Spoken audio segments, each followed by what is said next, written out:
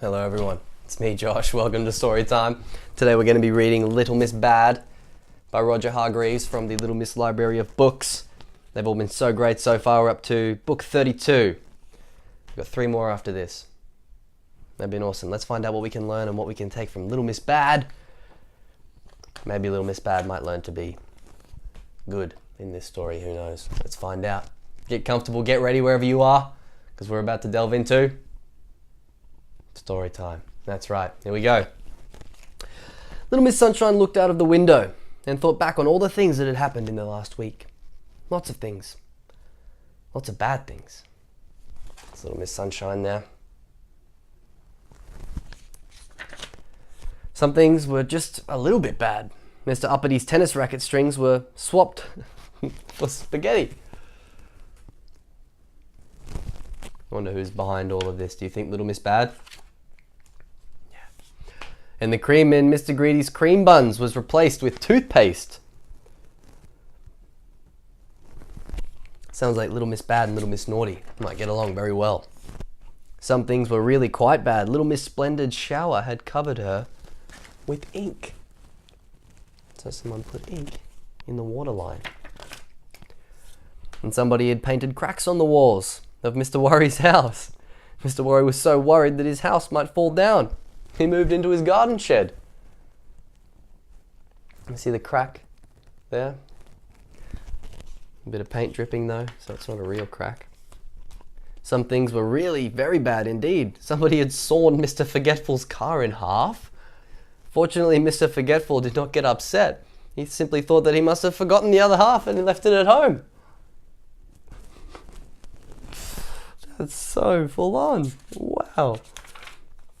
And somebody had sneaked into Little Miss Neat's house while she was away on holiday and left all the taps running. Little Miss Neat did get upset.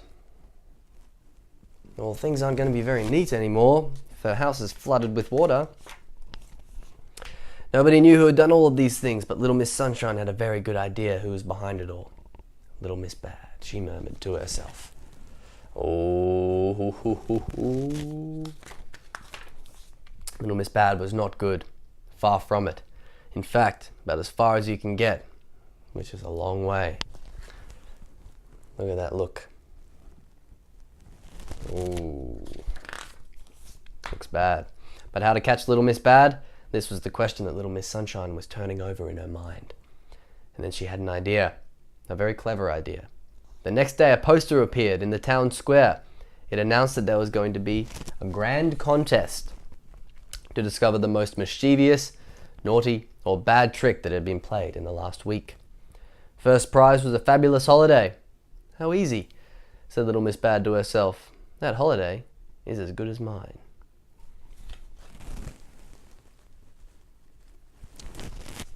She's like, The day of the grand contest dawned. By midday, a large crowd had gathered in the town square. A stage had been built in the middle of the square. Little Miss Sunshine called for quiet. Each contestant, she explained, will come up on stage and describe their entry, and then the panel of judges will decide upon a winner. First up is Little Miss Bad.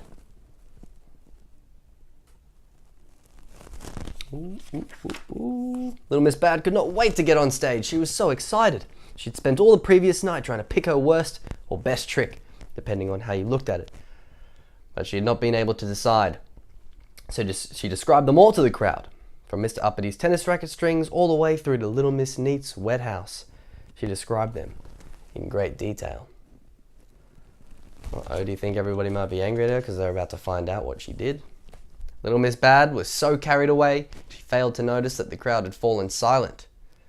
It was only when she'd finished that she saw the expression on everybody's faces. It's all out and about now. Little Miss Bad. She looked at Little Miss Sunshine, who was the only person in the square with a smile on her face, or rather smug smile. And it suddenly occurred to Little Miss Bad just what she had been tricked into doing. I was only joking, she stammered. Anything more to say? Asked Little Miss Sunshine. Little Miss Bad looked very ashamed.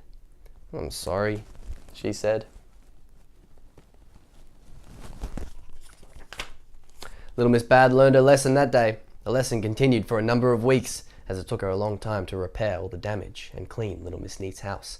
Mr. Forgetful's car will never look quite the same.